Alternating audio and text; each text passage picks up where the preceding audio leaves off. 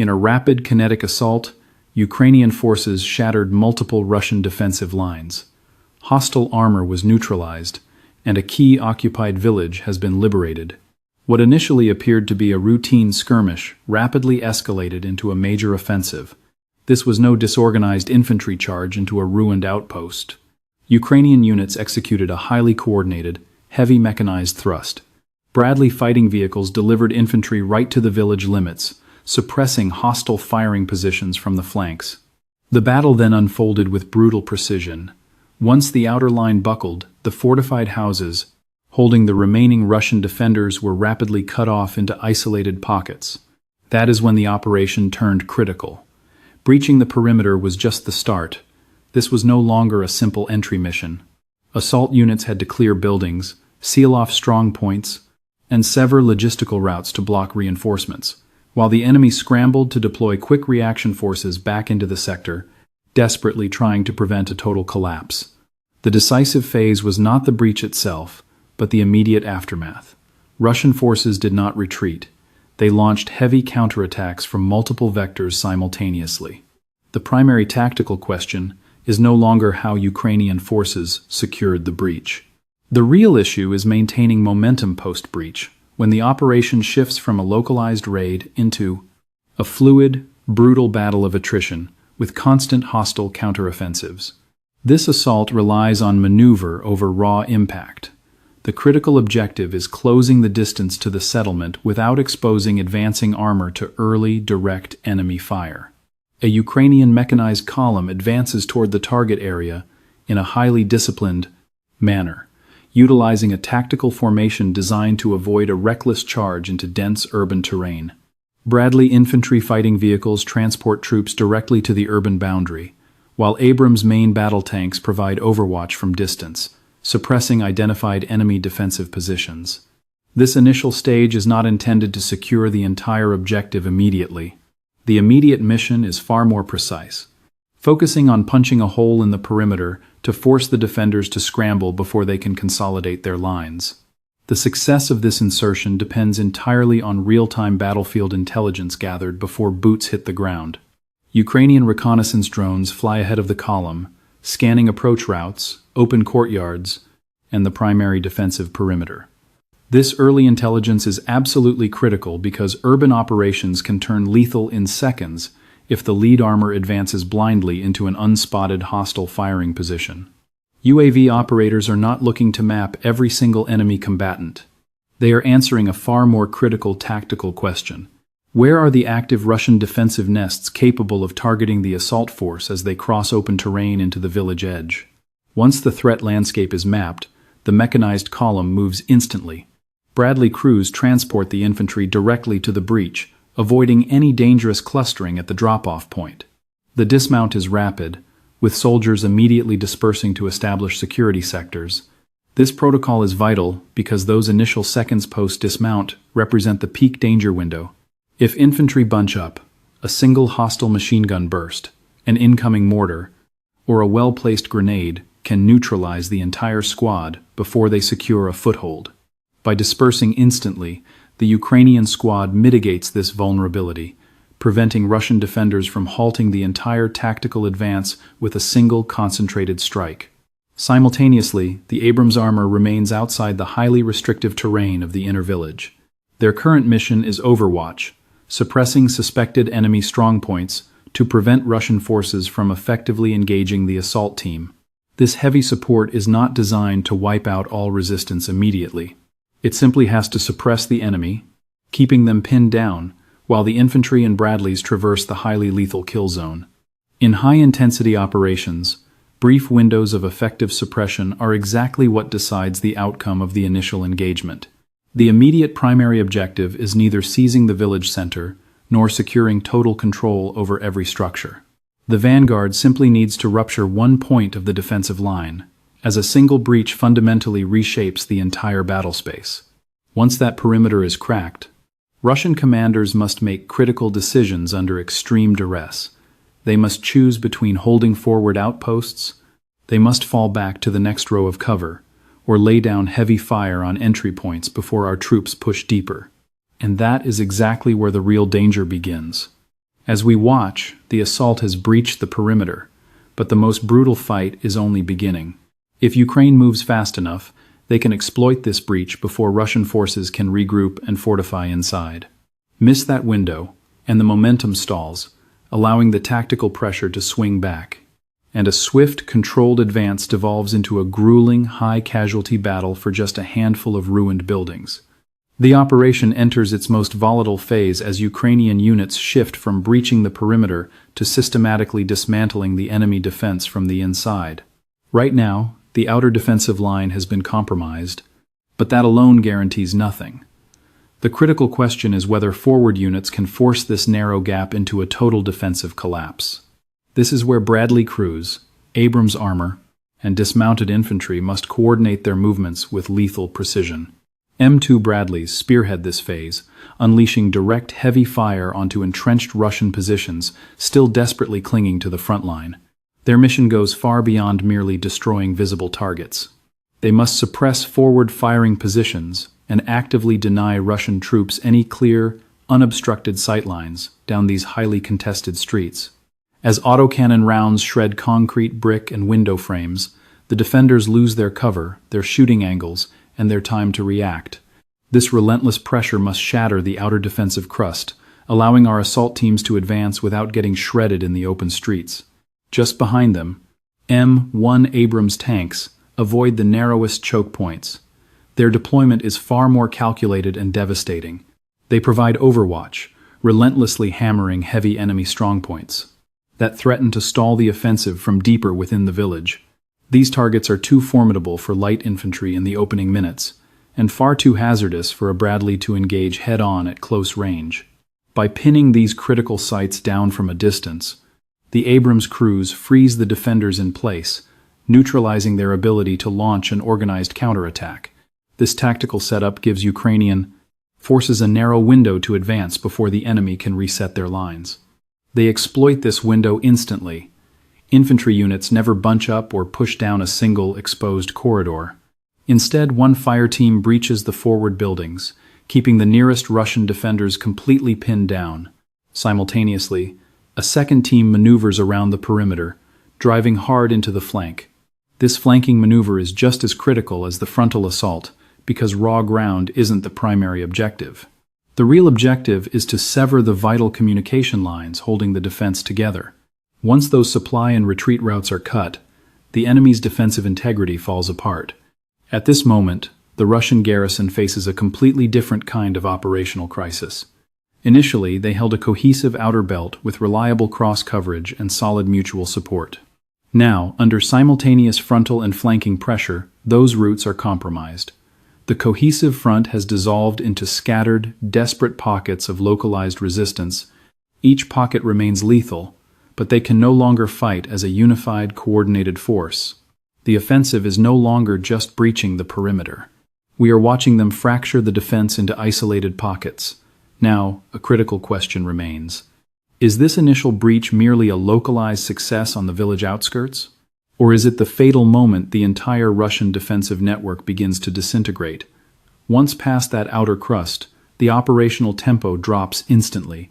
The fight stops relying on heavy armor and massive suppressive barrages, and devolves into a brutal close-quarters struggle inside ruined homes, shattered courtyards, and pitch-black basements where holdouts still lurk. At this critical stage, every second lost is dangerous.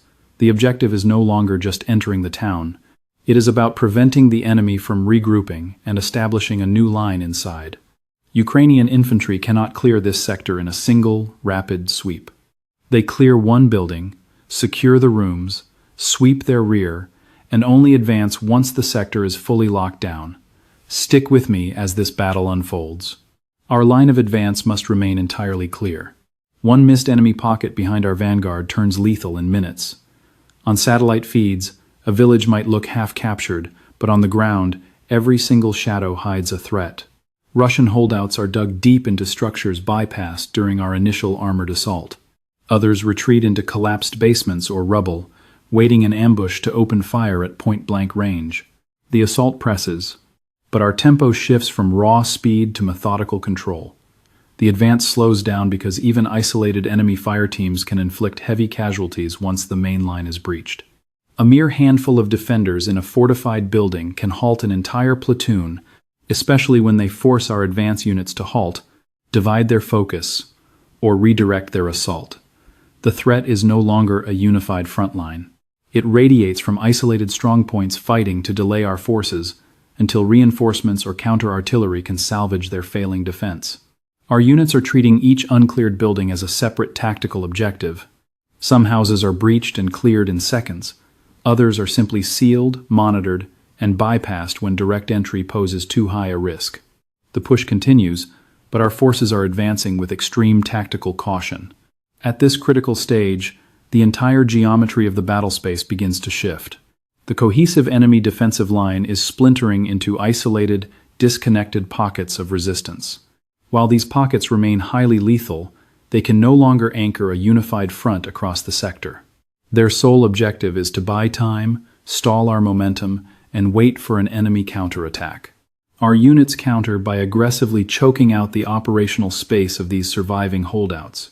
We secure one sector, interdict movement between adjacent buildings, open a corridor, and strike again. We are not seeing a sudden collapse, but a relentless, systematic grinding down. It is a slow, suffocating tightening of the noose. Every cleared structure deprives the enemy of what little room they have left to fight. Yet, the tactical strain on our advancing forces is mounting rapidly. Infantry who breached under Bradley armored cover are now deep inside urban terrain where heavy vehicles cannot solve every tactical crisis. The threat vector is no longer coming solely from the front.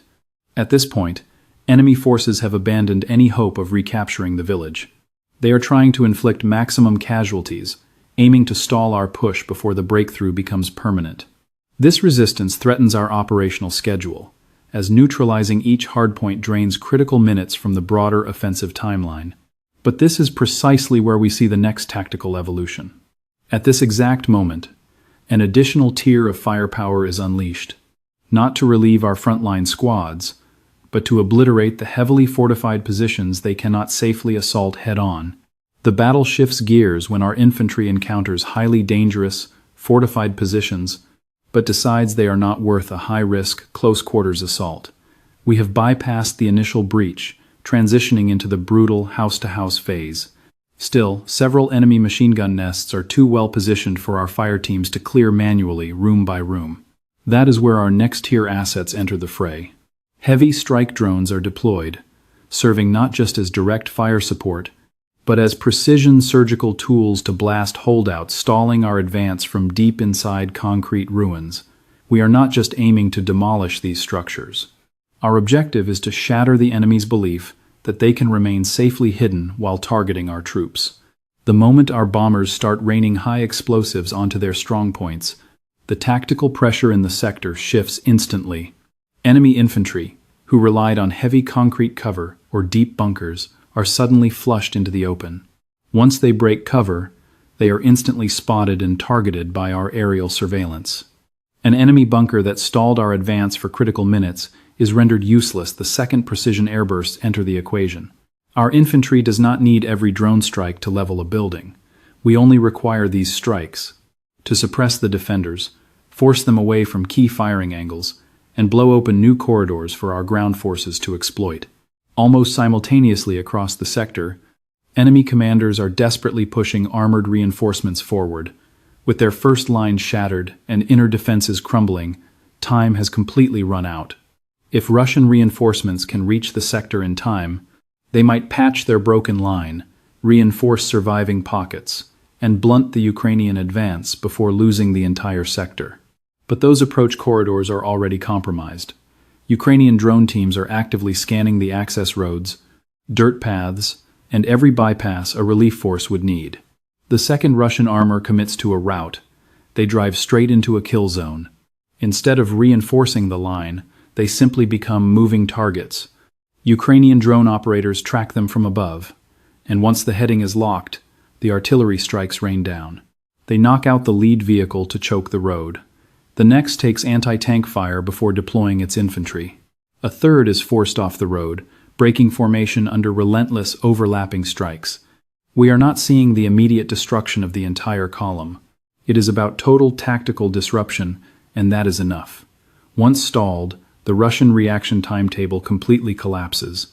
This delay immediately bleeds down to the forces trapped inside the village. Cut off. Those frontline defenders receive absolutely no support when the pressure is highest. Meanwhile, the relief forces outside cannot coordinate their advance. Instead of a coordinated counteroffensive, the counterattack dissolves into fragmented, desperate thrusts that arrive too late and under heavy fire. The terrain itself turns hostile. What was supposed to be a supply line becomes a shooting gallery, where any movement draws immediate lethal fire. Now, we have to ask the critical tactical question: did the battle turn during the initial breach on the perimeter, or was it when the reinforcement routes were severed and transformed into a death trap? We are entering the final phase as Russian forces attempt multi-directional counterthrusts, but they have completely lost the initiative. Having yielded most of the sector, they refuse to yield entirely. Small assault elements are reforming on the flanks, and their objective is clear. They are desperate to re-enter the ruins before Ukrainian forces can consolidate their newly won positions. Some exploit the tree lines, others creep through backyards, while infantry teams slip through the gaps between shattered homes. This push lacks the coordination of their earlier defense. It is decentralized, frantic, and entirely reliant on raw speed. Yet, these localized thrusts face the exact same obstacle that crippled their external relief columns. Ukrainian surveillance drones still dominate the skies, leaving absolutely no room for covert infiltration. Flanking infantry are detected almost immediately by aerial surveillance. Troops attempting to assemble behind rubble or alongside roads are quickly exposed. The moment movement is confirmed, Ukrainian heavy fire suppresses these groups before they can organize a cohesive assault. Lethal FPV drones hunt down exposed targets, while heavy artillery hammers the approach routes and infantry clusters trying to organize. Russian troops are not hitting a static defensive wall. They are being dismantled before they can even organize. Meanwhile, Ukrainian forces are rapidly shifting their posture. Their offensive operation is pivoting into active defense, a critical transition that will decide the outcome of the entire battle. Assault elements that were just storming positions are now digging in to secure their newly captured ground. Spotters are deploying to high ground, establishing clear lines of sight over every major approach corridor. Every expected avenue of a Russian counterpush is covered. Bradley crews train their autocannons outward, scanning the perimeter, because the primary threat is no longer inside the ruins. The real threat is the enemy trying to force their way back in, changing the entire dynamic. Ukrainian units are no longer focused on seizing territory at high speed. Instead, they are actively denying the enemy any opportunity to regroup. Every single approach is now pre-sighted, monitored by drone feeds, and locked down by heavy defensive fires. Consequently, each successive Russian thrust grows weaker, arriving piecemeal and completely out of sync. They are under crushing pressure, lacking the backup to shift the tide. Nightfall won't save them. As night falls, the unrelenting pressure on Russian forces only intensifies. Ukrainian drone feeds and forward observers maintain 24/7 surveillance. This completely denies Russian troops the ability to use the darkness for a counter-advance. A settlement that seemed open after the initial breach has turned into a lethal death trap for any returning forces. These shattered homes, smoking yards, and blocked lanes are no longer just basic cover for the defending troops. They are now key sectors under active, aggressive Ukrainian fire control. By the end of this phase, desperate Russian counterattacks fail to alter the outcome. The battlefield reality is set. Ukrainian forces fully reclaim the village, forcing a Russian retreat after their failed attempt to mass enough combat power to retake it. This critical window allows Ukrainian units to regroup and refit, harden their defensive lines, and prep for the next phase of the offensive. What we witnessed in this sector was no simple hit-and-run raid or basic armored thrust that fired and quickly retreated. It was a highly synchronized operation of interconnected phases, where the success of each step directly unlocked the next crucial breakthrough. First, Ukrainian units reached the perimeter, punched through the main defensive belt, then poured heavy infantry into the ruins, unleashing heavy direct fire to systematically reduce the strongest enemy bunkers. before instantly converting the seized ground into a fortified zone built to withstand the inevitable Russian counter-barrage. That is the true takeaway of this engagement. This story is not about one Bradley, one Abrams tank, or a single drone clip. The real lesson is how those combined arms assets were fused into one unbroken chain of relentless pressure. Zooming out to the theater level, this assault proves that even a tiny settlement can instantly escalate into a brutal, high-tech fight for speed, firepower, and tactical control. This leaves us with one critical strategic question.